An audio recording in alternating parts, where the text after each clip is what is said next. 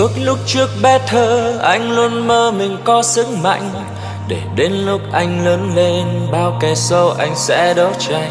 Sự tích thanh dòng lúc xưa cưỡi ngựa sắt chàng phi rất nhanh, dẹp quân thù đi bằng những khóm tre xanh.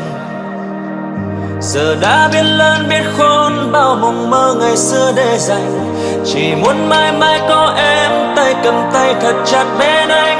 Và mỗi lúc nghĩ đến em anh lại thấy như có sức mạnh, cùng nhau mình đi đến cuối chân trời màu xanh. Anh đâu phải anh hùng cũng đâu phải là siêu nhân, nhưng khi